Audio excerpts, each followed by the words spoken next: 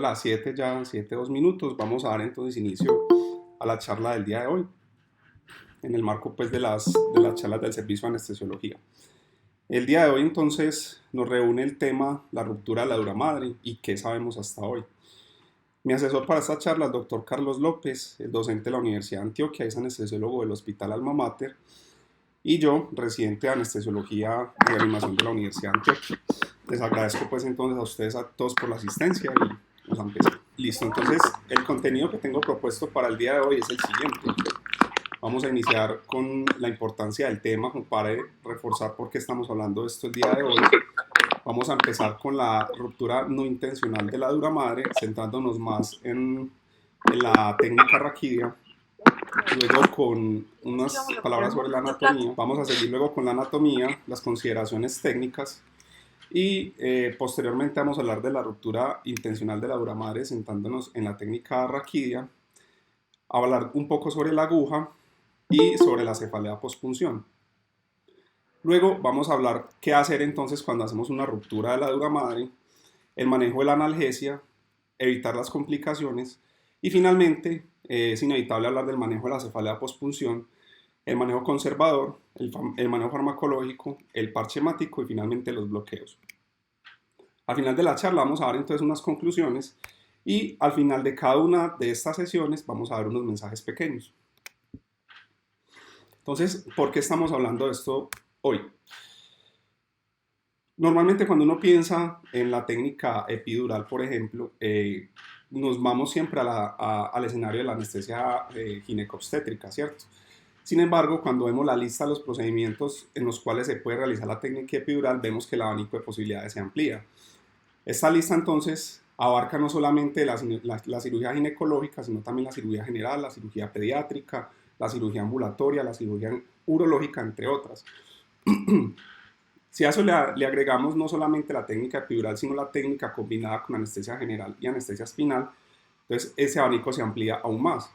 No solamente entonces hablamos de estas mencionadas en este ladito, sino que también nos centramos, por ejemplo, especialmente en la cirugía ortopédica y nos vamos incluso a la artroscópica. Entonces, esto es importante porque no solamente debemos pensar en un modelo quirúrgico, sino que los modelos quirúrgicos en los cuales utilizamos la técnica epidural es muchísimo más amplia.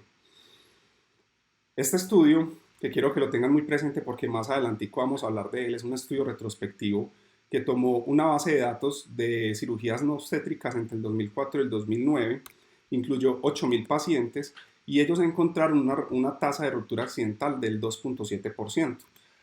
Eso sumado a otras estadísticas de otros estudios que hablan hasta un 1.5% en embarazadas y a un 4% en la población general.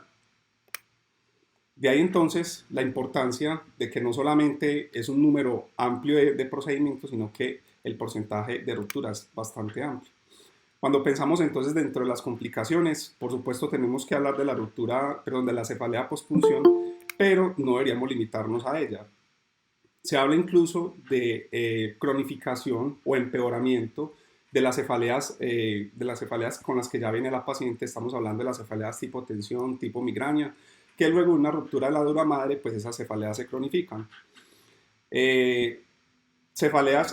Dolor persistente bajo de la espalda, lesiones accidentales de la médula espinal, Y, por ejemplo, este reporte de caso que habla que no siempre es una cefalea postpunción. En este caso era una paciente que luego de la punción de la dura madre presentó un hematoma epidural bastante importante. Se habla también de hematomas subdurales, de hematomas epidurales intracraneales, pérdida auditiva permanente. Y este es un caso también raro, pero reportado, de una paciente que se le realizó una ruptura accidental de la dura madre. A esta paciente se le avanzó un catéter, vamos a hablar de él más adelante. La paciente persistía con cefalea y luego de los estudios se encontró que la paciente tenía una fístula cutánea por la cual estaba perdiendo todavía líquido cefalorraquídeo y esa era la causa de su cefalea. Sumado a todo esto, no solo las complicaciones, no solo el número de procedimientos que se realizan, sino también que es el proyecto de Close Claims de la ASA. Ellos encuentran que la cefalea postpunción está entre las tres primeras causas de demandas dentro de la cirugía o de la anestesia obstétrica. Entonces, dentro de los mensajes que yo quiero que se lleven para su casa en este momento es que la analgesia epidural es un procedimiento que se realiza en un gran número de modelos quirúrgicos. Las complicaciones derivadas de la ruptura van muchísimo más allá de la cefalea postpunción y que puede afectar no solamente la salud de los pacientes, sino también el patrimonio económico del anestesiólogo que está involucrado en el caso. Pues les traigo esta imagen bonita. A mí me gustan como las cosas del espacio y eso. Este es el James Webb. Este es más que el reemplazo del Hubble, es el complemento del Hubble. Con él pues se pretende estudiar no solamente el tiempo y lo que pasó posterior al Big Bang, sino explorar aquellas galaxias lejanas que hasta el momento con el Hubble no se había podido lograr. Como ñapa les cuento que nosotros utilizamos en la práctica diaria la tecnología que utiliza el James Webb para capturar sus imágenes. Más adelante les voy a contar otro poquito de esto. Entonces, para hablar de la ruptura no intencional, en este caso estamos hablando de la técnica epidural, vamos a dar unas consideraciones importantes sobre la anatomía. Entonces, la dura madre está compuesta por una capa, es una capa de aproximadamente 800 micras, que está compuesta por unas fibras concéntricas que conforman 80 láminas durales. La aracnoides, por su parte, tiene un tamaño de aproximadamente 40 micras, muchísimo menor que la dura madre. Una diferencia que tiene la aracnoides con la dura madre es que la dura madre está diseñada especialmente para sostén, mientras que la aracnoides está más diseñada o la composición que tiene favorece la recomposición tisular, y eso tiene una importancia muy grande. Si vemos, por ejemplo, cuando se estudia la anatomía de la dura madre y la aracnoides, y nos vamos específicamente a la ruptura de la dura madre, que es lo que normalmente se habla, realmente es la aracnoides, como ella es la que está encargada del cierre del tejido, es la aracnoides realmente la que va a limitar la salida del líquido cefalorraquídeo una vez se rompe. Por eso en muchos textos se habla no solo de ruptura de la dura madre, sino ruptura meningia accidental. Es uno de los términos pues, que se quiere acuñar. La dura madre entonces, si bien es de sostén y hace parte pues, de la fisiopatología, la cefalea postpunción, realmente la aracnoides parece ser que es la más importante porque es la que limita el flujo, la salida del flujo de líquido cefalorraquídeo. Otra cosa importante es el ligamento amarillo. En este estudio, que se tomaron un modelo cadavérico y se hizo reconstrucción en 3D, se encontró que el ligamento amarillo también está en contacto con el saco dural, pero especialmente en las partes periféricas. En la zona central está la grasa epidural. Esa grasa epidural se modifica con la edad, pero no se modifica con el sexo. ¿Eso qué quiere decir? Más hacia la parte central, esa grasa epidural es muchísimo más gruesa, hacia la parte periférica es más delgada, y eso tiene una implicación importante en la técnica. En la técnica epidural, cuando le hacemos un abordaje paramediano, vamos a encontrar más cercana el ligamento amarillo, va a estar más adosado al saco dural que cuando se realiza un abordaje por la mitad, pues por la línea media. En este mismo estudio entonces se hizo una reconstrucción en 3D. ¿Y qué se encontró? Con esta reconstrucción en 3D encontraron que las dos capas, o las dos capas del ligamento amarillo tienden a confluir en la mitad y dejan una brecha. Esa brecha puede variar mucho según la altura a la cual estudiemos. Entonces, en los segmentos más cefálicos, esa brecha puede constituir hasta un 74%, mientras que en los segmentos más caudales puede llegar hasta el 11%.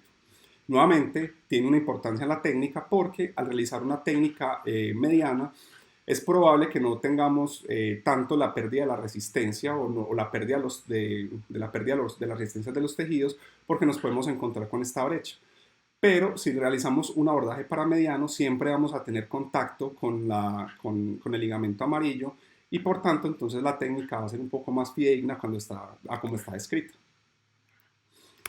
En cuanto a las consideraciones técnicas, hay que tener en cuenta lo siguiente: la ruptura puede ocurrir con la aguja o incluso con el paso del catéter, y esto se ha visto porque hasta en un 25% de los casos la ruptura es inadvertida. Entonces se plantea que en esos casos en los cuales la ruptura fue inadvertida, muy probablemente fue en el momento del paso del catéter. Casi la mitad de las pacientes que presentan esta ruptura presentan cefalea postpunción, y hasta un 75% en la población obstétrica. Sin embargo, este número tan alto puede no estar influido necesariamente por el estado de embarazo, sino porque la población obstétrica es más joven y como lo vamos a ver más adelante, la edad es un factor, digamos, que está implicado en el riesgo de ruptura de la dura madre. Quedan varios interrogantes por responder. Si la experiencia del operador tiene o no tiene una influencia, si hay mayor riesgo en la noche, parece que si hay mayor riesgo en la noche, esto muy asociado a la fatiga del operador y a las dificultades técnicas que esto puede tener. La posición del paciente parece que no tiene una influencia importante. Esto se refiere a si la técnica se hace con el paciente sentado o en decúbito lateral. Y el Bloody Tap no es más que tener una punción sanguinolenta. Esto tampoco se ha relacionado con que haya más riesgo de ruptura de la dura madre. Nuevamente, entonces, este artículo que les mencioné al principio, en esos 8.000 pacientes ellos encontraron que había una incidencia aumentada cuando se realizaba digamos, la punción en los segmentos lumbares. Y algo también muy importante, la mayoría de los estudios habían mostrado que los pacientes a mayor edad tenían menor riesgo de ruptura de la dura madre, pero este estudio encontró algo diferente y es que ellos encontraron que a mayor edad había mayor riesgo. Las enfermedades lumbares, entonces, también las tenemos que tener en cuenta en el momento de realizar la técnica.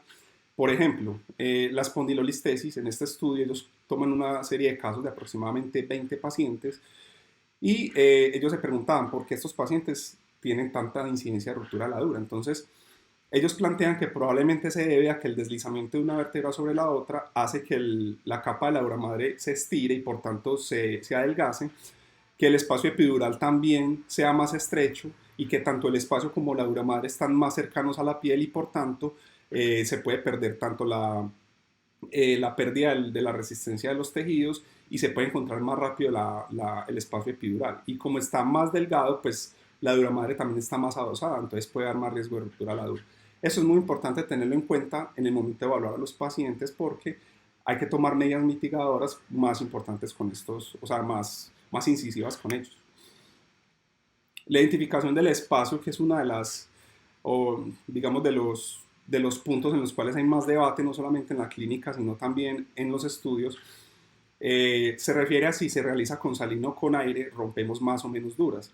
Este estudio, que es de anestesia y analgesia del 2010, ellos hicieron un estudio retrospectivo sobre la eficiencia de las dos técnicas. Ellos no solamente estaban buscando ruptura de la dura, sino que estaban buscando también su efectividad y las complicaciones, y ahí estaba metida la ruptura. Y básicamente ellos encontraron que no había ninguna diferencia estadísticamente significativa, ni siquiera pues como en la técnica, ni en ruptura de la dura, ni en tiempo de realización de la técnica. Luego ya se había realizado antes un metaanálisis para identificar el espacio epidural con líquido versus aire, y nuevamente se encontró lo mismo. Cuando se evaluaba el desenlace de ruptura accidental de la dura madre, no había diferencias estadísticamente significativas. Lo mismo para la cefalea pospunción, no había diferencias estadísticamente significativas en este metaanálisis. Este cuadro es en las pacientes obstétricas y no está en la población no obstétrica, nuevamente sin diferencias estadísticamente significativas.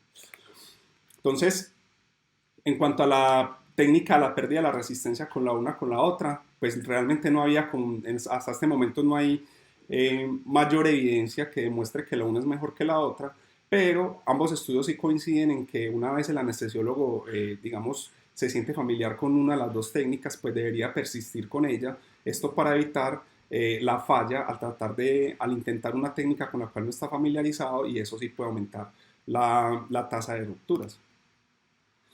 ¿Importa la experiencia del operador? Eso es una pregunta muy importante que nos hacíamos porque, bueno, ¿será que los anestesiólogos rompen menos duras que los residentes?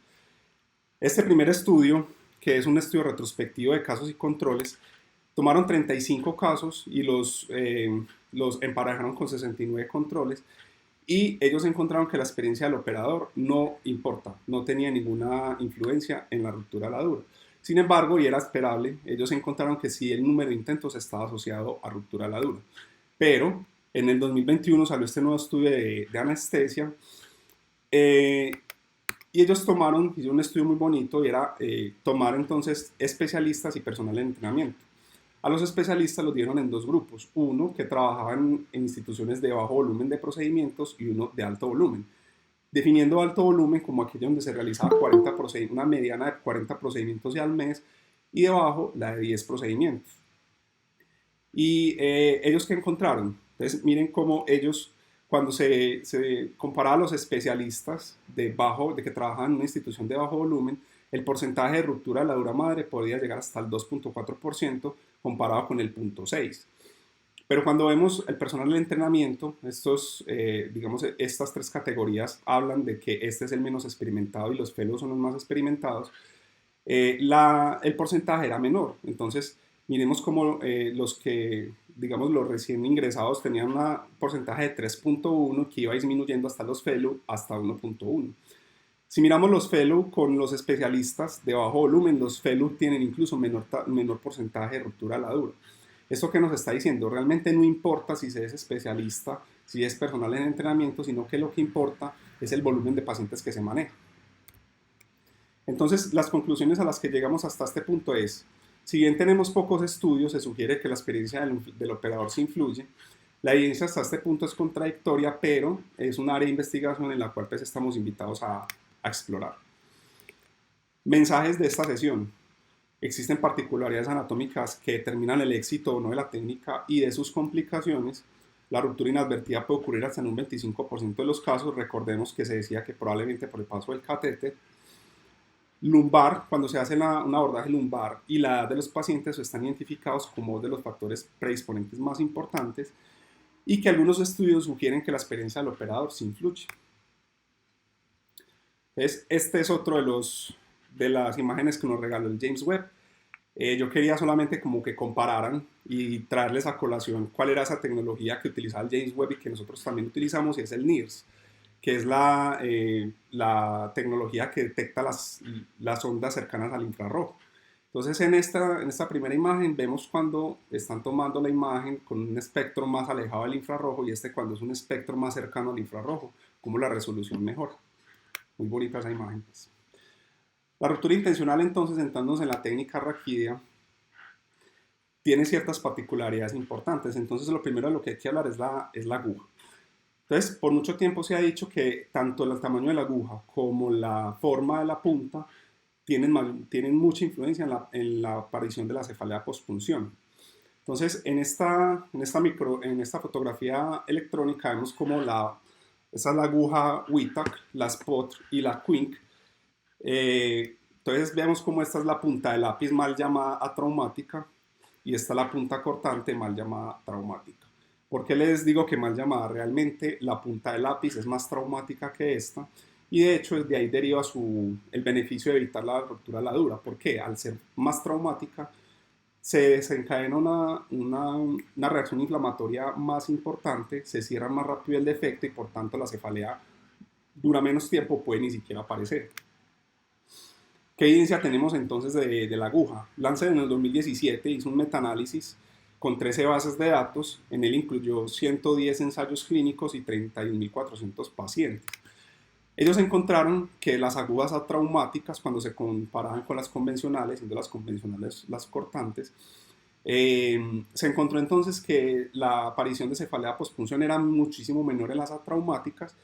Y cuando mirábamos otro tipo de desenlaces, como cualquier tipo de cefalea, la necesidad de analgesia intravenosa, la necesidad de parche epidural, pérdida auditiva, en estos desenlaces también la traumática tenía mayor beneficio que la convencional. Pero no se encontró ninguna diferencia significativa en el éxito al primer intento, en el éxito de la técnica como tal. Otra cosa importante es la dirección del bisel. Entonces en este estudio se encontró que al realizar la punción con el bisel paralelo a las fibras de la dura madre se encontraba menor incidencia de cefalea postpunción. Y este estudio es un estudio muy bonito que fue publicado en el 2020. Es un metaanálisis en red sobre que pretendía encontrar la asociación entre la cefalea postpunción y el tipo de aguja. Ellos estudiaron 11 tipos de agujas e incluyeron 61 ensayos con 14.961 pacientes. Yo quiero que pongan mucha atención en esta parte porque es un poco enredado. En este cuadrito de la derecha, este es un ranking que nos dice cuál es la probabilidad aquellas que se estén en el ranking 1 es porque tienen mayor probabilidad de evitar cefalea postpunción, ¿cierto? Entonces quiero que miren este código de colores azulito. Entonces aquellas agujas que estén más cercanas en este código de colores es porque tienen mayor probabilidad de evitar cefalea postpunción. Cuando nos vamos entonces a cada una de estas agujas, miramos acá abajo que están enumeradas, cada código de colores nos está diciendo, bueno, cuál es la probabilidad de que esta aguja esté en este ranking. Me explico. Vemos, por ejemplo, la aguja 26 atraumática. La aguja 26 atraumática, vemos que tiene un código de colores muy cercano al ranking 1 y al ranking 2. Lo que nos está diciendo es que la 26 atraumática es la que mayor probabilidad tiene de ubicarse en el ranking de las que menor probabilidad de presentar cefalea postpunción tiene. Dicho esto, entonces, siendo la 26 atraumática la primera, la segunda la 27 atraumática, la 29 cortante, le sigue la 24 atraumática, le sigue la 22 atraumática y por último está la 25 atraumática. Esto a mí me sorprendió bastante porque siendo la 25 atraumática una de las que más utilizamos en la práctica diaria, pero la 26 no la tenemos tan disponible, entonces nosotros podríamos echar mano del uso de la 27 atraumática. Y uno podría preguntarse, hombre, ¿por qué esta si es más pequeña que muchas otras agujas o por qué esta que es una 29 pero es cortante tiene menor probabilidad de esta que es una punta de lápiz? Lo que ellos plantean muy probablemente es que pues primero en los estudios no se ha definido bien qué se entiende por aguja grande o pequeña, y lo otro es que muy probablemente puede haber un límite en el cual el tamaño de la aguja ya no importa, sino que lo que importa también es la forma. Entonces este estudio yo lo invito a que lo lean, es muy bonito, para que empecemos como a replantear cuáles son o cuál debería ser la aguja ideal en nuestros sitios de práctica. Esta es otra de las imágenes del James Webb. Esta es una reconstrucción también utilizando el NIRS. Esta es una estrella moribunda. Aquí se ve como está un poco opacada por gases y por polvo, mientras que en esta con el James Webb se logró atravesar esa nube de gases y de polvo y se logró hacer como una foto con mayor definición. Listo, entonces yo quiero que ustedes se planteen lo siguiente, ¿qué vamos a hacer? Yo quiero que se ubiquen en un quirófano, ustedes son los que están realizando la técnica epidural de esta paciente. En este caso, yo sé que a muchos de mis compañeros les encanta la técnica con pérdida de salino. Están realizando la técnica, van avanzando, van sintiendo la pérdida de la resistencia de los tejidos. Hasta este punto, el líquido cefalorraquídeo está donde tiene que estar, pero por cosas del destino, por algunos de los factores de riesgo que ya vimos, de los que hablamos antes, probablemente estamos de noche, por ejemplo, y se rompe la dura madre y empieza a salir todo ese líquido. Y nosotros hacemos, ¿y ahora qué hacemos? Entonces, ¿qué vamos a hacer? Primero que todo, vamos a pensar dos cosas. Lo primero es un actuar inmediato. En el actuar inmediato tenemos que pensar en la analgesia del paciente. Muy probablemente si estábamos haciendo una técnica epidural es porque estábamos manejando la analgesia. Entonces, bueno, ¿qué voy a hacer con esa analgesia del paciente? Y lo otro es, quiero evitar las complicaciones. Muy probablemente lo primero que voy a pensar es, este paciente le va a dar una cefalea postpunción. Entonces, ¿qué estrategias podemos hacer? En el actuar inmediato, cambiar de espacio. ¿O será que avanzo el catéter al espeso subaracnoideo? Y en cuanto al riesgo de cefalea postpunción, ¿será que le pongo un parche hemático profiláctico? ¿O qué otra cosa puedo hacer? ¿Algún manejo farmacológico? Vamos a ver. Entonces vamos a empezar con el actuar inmediato. Lo primero es entonces cambiar de espacio. Cambiar de espacio pues no es más que subirse un espacio diferente en el que estamos realizando la técnica inicial. Y la idea con él es continuar con la epidural. Es importante tener presente que cuando cambiamos de espacio, el riesgo de ruptura puede aumentar hasta un 10%. Esto nos obliga entonces a vigilar el riesgo de extensión espinal, porque en el momento que administremos anestésico local en el espacio epidural con una dura madre que ya está rota, que tiene un defecto, pues el paso de ese anestésico local al espeso subaracnoideo va a ser errático, el volumen no lo puedo predecir y por tanto los efectos tampoco. Entonces eso nos obliga a vigilar muy estrechamente los pacientes. ¿Y por qué subirnos y no bajarnos? Lo que se plantea es que si se hace una ruptura en la dura madre, probablemente el líquido que salga va a empezar a bajar hacia acá. Entonces, si yo me bajo un espacio, cuando yo esté haciendo nuevamente mi técnica y vuelve y salga el líquido cefalorraquídeo, yo no voy a saber si es líquido nuevamente que rompí la dura o es el líquido que ya había salido. ¿Qué ventajas en cuanto al avanzar el catéter? ¿Qué ventajas y qué desventajas tenemos? Las ventajas entonces es que esto nos provee una excelente analgesia. No va a ocurrir otra punción dural obviamente porque no estoy repitiendo la técnica. Se va a eliminar entonces lo que les comenté de la propagación impredecible del anestésico local a través del defecto de la dura. Y la necesidad del parche hemático se va a reducir siempre y cuando se deje al menos 24 horas. Dentro de las desventajas que tenemos es que el catéter no nos va a servir para un parche hemático como tratamiento en el momento que lo necesitemos. Hay un riesgo teórico de infección porque vamos a tener un catéter que nos va a comunicar la piel con el espacio subaracnoideo. Y lo más importante es que se puede confundir con un catéter epidural. Entonces, nuevamente, esto nos obliga a que si vamos a avanzar el catéter, tenemos que marcar muy bien ese catéter. Tenemos que dejar muy claro que ese catéter no se puede utilizar o que si lo vamos a utilizar solamente el equipo de anestesia. Y básicamente ese catéter idealmente no debería ser utilizado. ¿Qué evidencia tenemos entonces en cuanto a avanzar el catéter? Este estudio retrospectivo australiano del 2018 tomó entonces una base de datos que se tomó durante 6 años y encontraron un número de 94 rupturas accidentales de la dura madre. Se encontró entonces que a 66 de esos pacientes se les avanzó el catéter y a 28 solamente se les cambió el espacio. Ellos vieron que en el 33% de los casos de los pacientes a los que se les avanzó el catéter presentaron necesidad de parche hemático, mientras que se requirió en el 67% de los pacientes a los que se cambió el espacio. Esto con una P estadísticamente significativa, aunque con un intervalo de confianza muy amplio. La cefalea postpunción realmente no tenía una diferencia estadísticamente significativa, pero vemos como en el grupo a los que se les cambió solamente el espacio, el 100% presentó cefalea postpunción. Lo otro que ellos querían ver era si yo dejaba el catéter más de 24 horas, ¿qué pasaba? Entonces, de esos 66 pacientes a los que les avancé el catéter, 28 pacientes no requirieron el parche hemático cuando se dejaba 24 horas, mientras que en 13 sí se requirió parche hemático cuando se dejó menos de 24 horas. Este es una revisión de la literatura que se hizo en anestesia en el 2021, luego de recoger muchos estudios diferentes que realmente fue con baja calidad de la evidencia y por eso ellos no lograron hacer un metaanálisis. Y ellos finalmente nos dejan las siguientes recomendaciones. Lo primero es que vamos a utilizar anestésico local diluido. Ellos hablan incluso de utilizar concentraciones del 0.02 o 0.06. Dejar el catéter intratecal por lo menos 24 horas, esto con el fin entonces de evitar el requerimiento de parche hemático. Y ellos plantean también la opción de utilizar una inyección de solución salina intratecal como prueba terapéutica, hablando más o menos en un volumen de 20 a 30 mililitros. Mensajes de esta nueva sesión. Cambiar de espacio o avanzar el catéter al espacio subaracnoideo son opciones válidas para el manejo analgésico. El catéter disminuye el uso del parche hemático terapéutico, pero no reduce el riesgo de cefalea postpunción. Si se decide dejar el catéter, pues deberíamos dejarlo por lo menos 24 horas para lograr el efecto esperado. Y finalmente, tener muy presente que si yo quiero cambiar el espacio, voy a aumentar el riesgo de nueva ruptura en un 10%.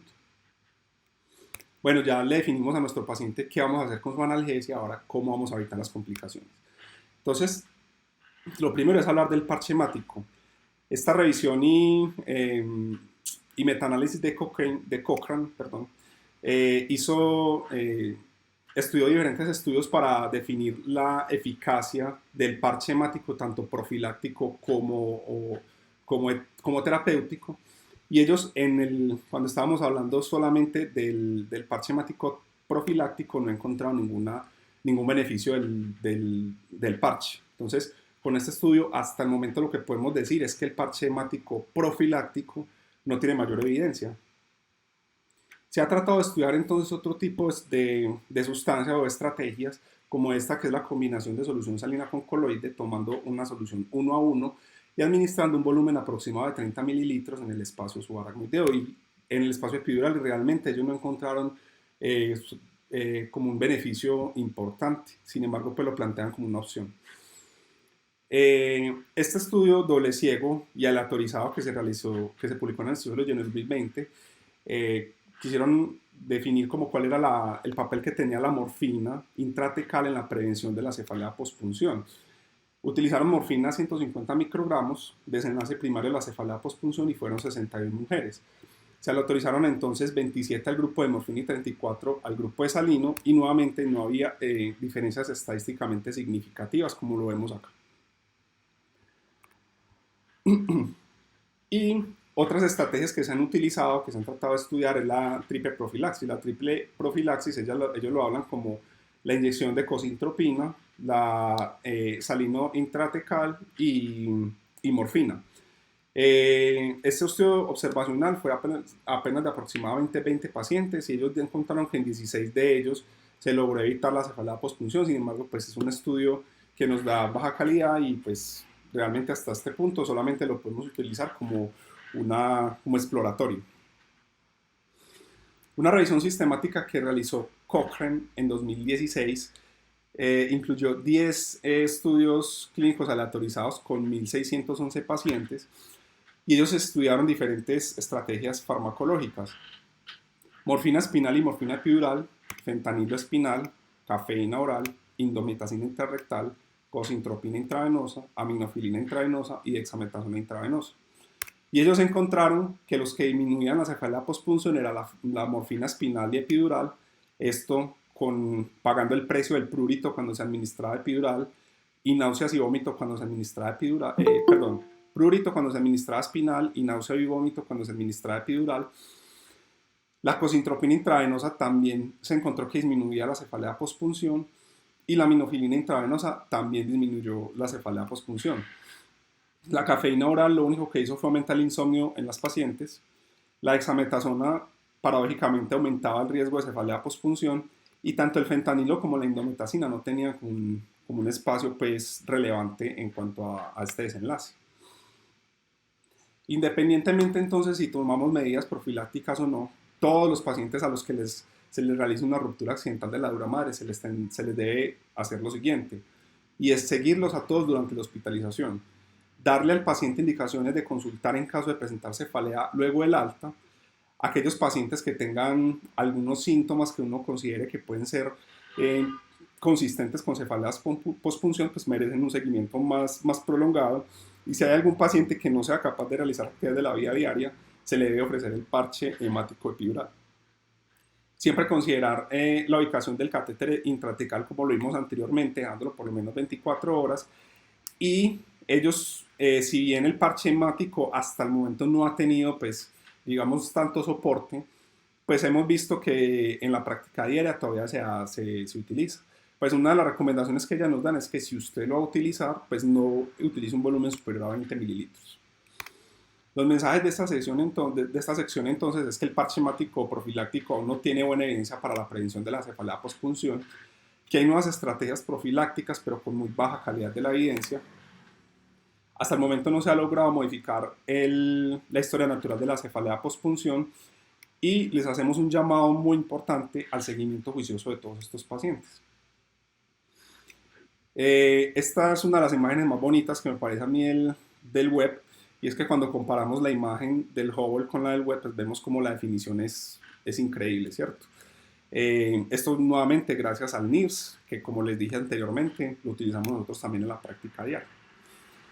Bueno, entonces como vimos, la historia natural de la cefalea no la hemos podido modificar. Ya hicimos una ruptura de la dura madre, que puede haber sido accidental o intencional si estamos haciendo una técnica raquidia. Tomamos medidas profilácticas o medidas mitigadoras, como por ejemplo el uso de la aguja, pero la paciente finalmente presentó una cefalea pospunción, y vamos a hablar entonces del manejo.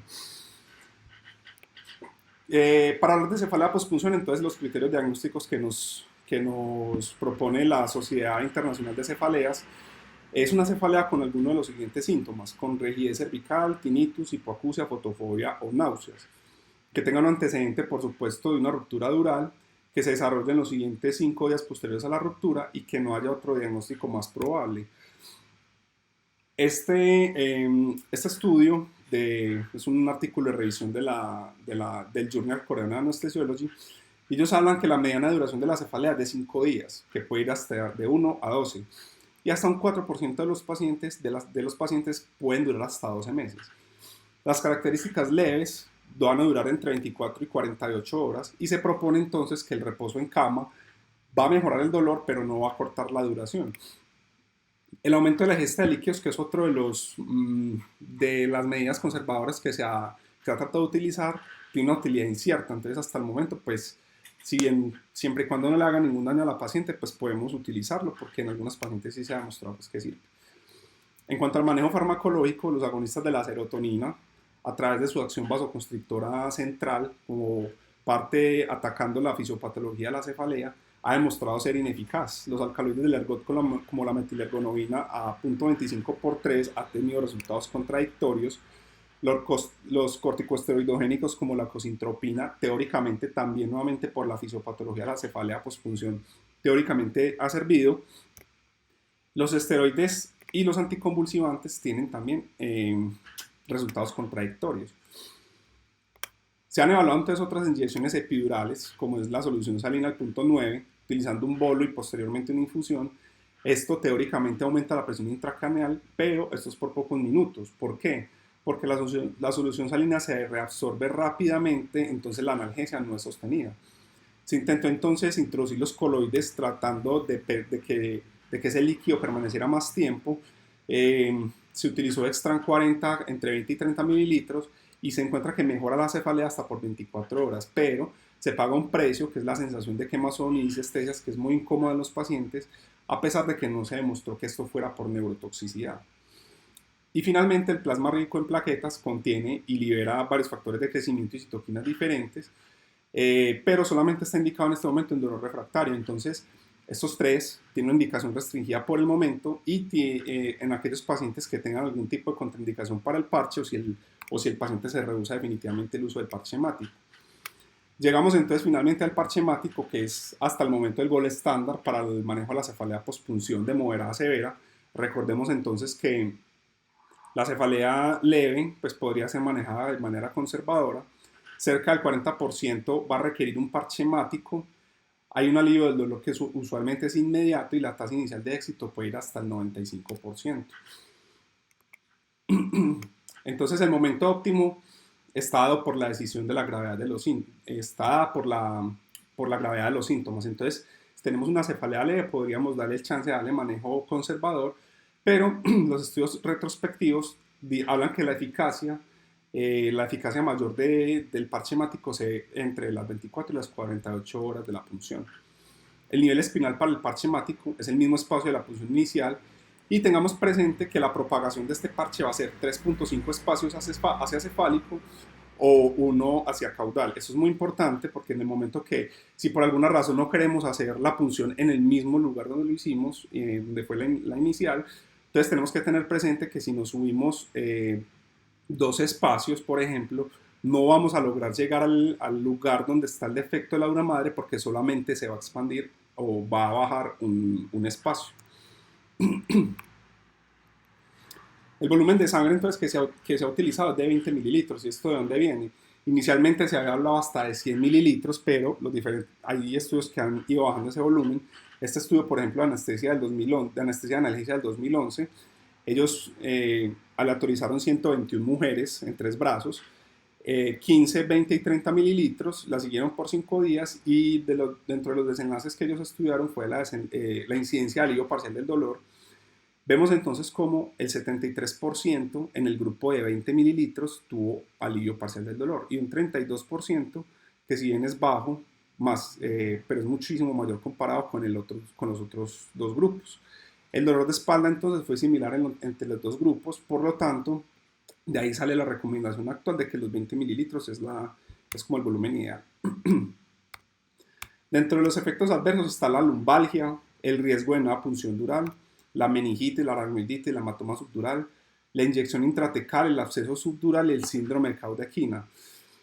Esto es muy importante que lo tengamos presente porque el parche hemático suena como una solución a todos los problemas de la cefalea pospunción o de la ruptura accidental de la dura, pero esto es lo importante que yo quiero que se lleven. Tenemos que tomar medidas mitigadoras, evaluar muy bien a los pacientes porque si sabemos que el gol estándar que es el parche hemático puede traernos una consecuencia tan grande como el síndrome de Cauda-Equine. Es muy importante entonces abordar muy bien estos pacientes.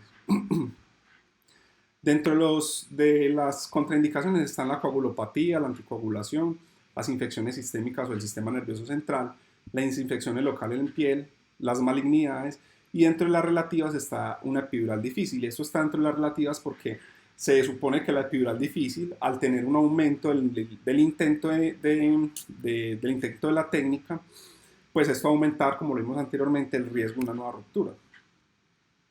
En Misora, creo que fue la semana pasada, ellos publicaron un video explicativo muy bacano de cómo se debería realizar el parche hemático, entonces los invito para que le peguen una revisadita a la técnica.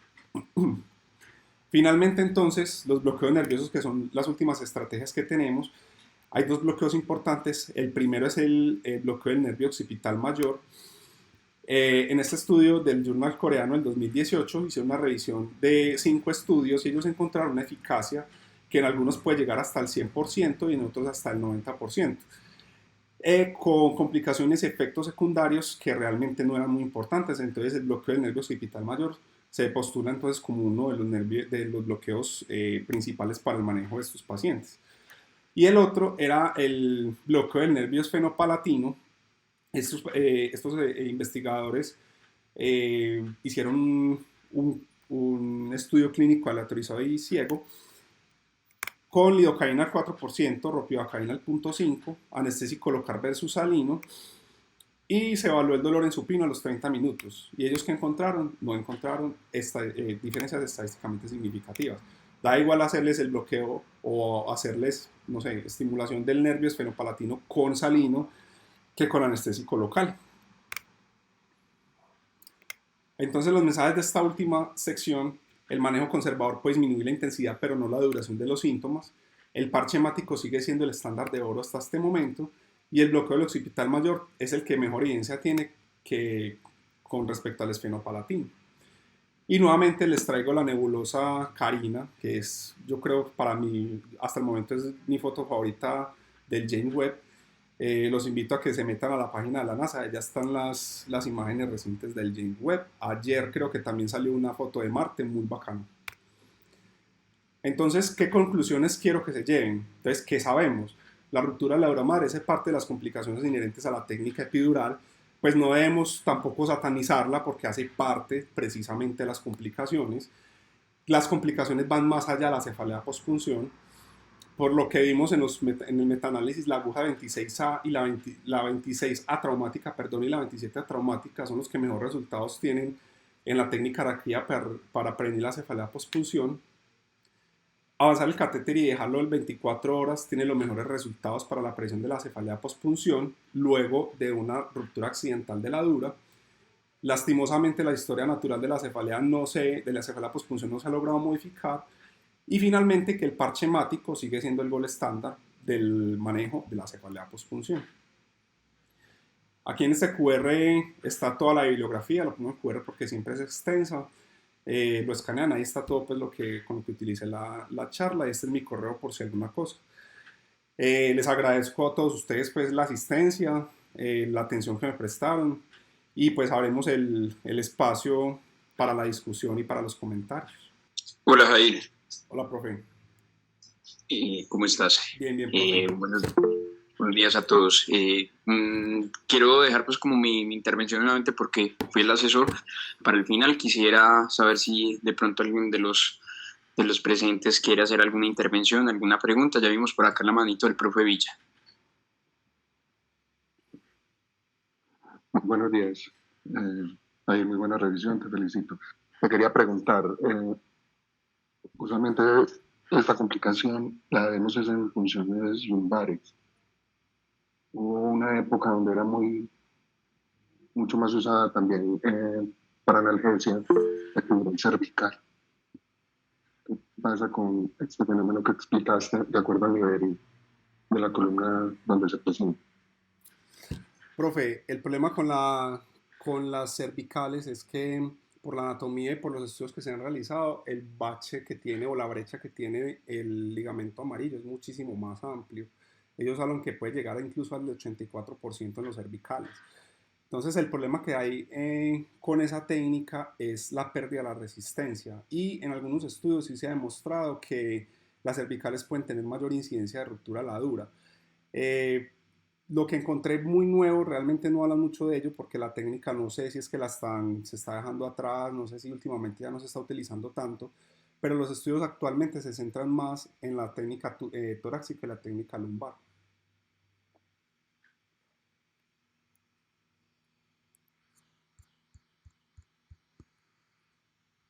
Gracias. Listo, profe.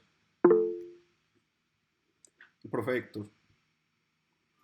Eh, no, primero quería felicitarte y señalar que me gustó. Es un tema pues que no es de mi resorte frecuente, entonces la información la encontré útil, bien organizada, muy bien presentada y tenés muy buena dicción, o sea, sos un buen expositor, lo que facilita mucho el entendimiento. Entonces agradezco, creo que el hilo de la charla, según las conclusiones que quería, o sea, tiene mucha coherencia y los felicitamos.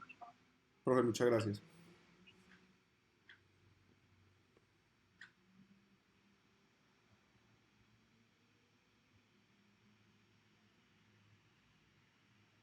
Bueno, muy bien, creo que no hay alguna otra pregunta, algún comentario. Quiero sin duda felicitar a Jair. Hizo una excelente revisión de un tema que a veces yo creo que pasamos por alto, y lo digo desde mi experiencia como residente en su momento y como docente en los servicios de la sección de anestesiología. A veces ese tema de la ruptura de dura madre se queda como en una situación casi como avergonzante de alguna manera. Y segundo, de otra forma un poquito mítica y mística a la hora de evaluar justamente qué hacer en el momento en el que tenemos una ruptura accidental, porque a veces digamos que nos enfrentamos a una ruptura intencional, tomamos las medidas preventivas, pero cuando nos enfrentamos a una ruptura accidental es donde todos de alguna manera nos quedamos bloqueados y no sabemos cómo que apuntar más allá, ¿cierto?, de pensar en algún momento en un parche hemático después de una cefalea pospunción que termina comprometiendo la vida diaria del paciente. Entonces esa fue como la intención a la hora de proponer este tema, que creo que Jair lo abordó perfectamente y nos deja conclusiones bastante interesantes, y quiero resaltar puntualmente que cuando nos enfrentamos a una ruptura accidental de meningia, y me gustaría que cambiáramos el término, justamente no ruptura de dura madre, sino ruptura meningia accidental, pues justamente tenemos varias alternativas desde el inicio del desarrollo, pues como de la técnica, para impactar de alguna manera en el desarrollo justamente de la complicación más temida, que es la cefalea pospunción. Porque bien que mal, si con la misma técnica no impactamos eso, ya sabemos que la historia natural de la cefalea pospunción con otro tipo de estrategias no la podemos impactar.